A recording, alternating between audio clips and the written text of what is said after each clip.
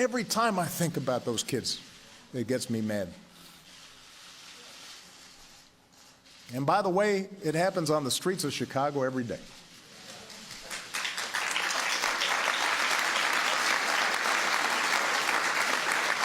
So, we cannot simply turn away and dismiss those in peaceful protest as troublemakers or paranoid.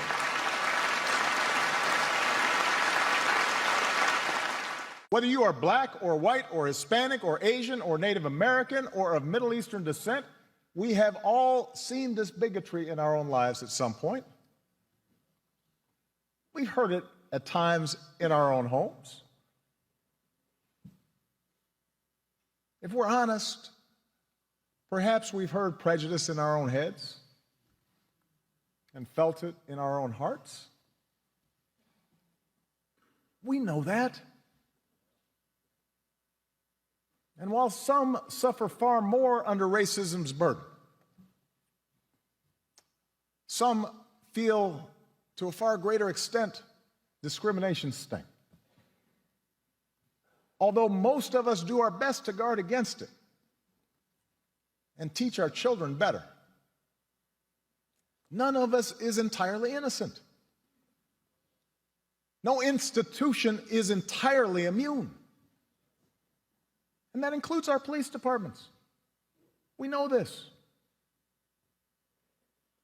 And so when African Americans from all walks of life, from different communities across the country, voice a growing despair over what they perceive to be unequal treatment, when study after study shows that whites and people of color experience the criminal justice system differently, so that if you're black, you're more likely to be pulled over or searched or arrested, more likely to get longer sentences, more likely to get the death penalty for the same crime. When mothers and fathers raise their kids right and have the talk about how to respond if stopped by a police officer, yes, sir, no, sir, but still fear that something terrible may happen when their child walks out the door,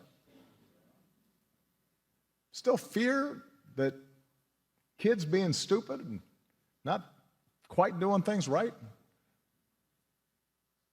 might end in tragedy. When all this takes place more than 50 years after the passage of the Civil Rights Act, we cannot simply turn away and dismiss those in peaceful protest as troublemakers or paranoid.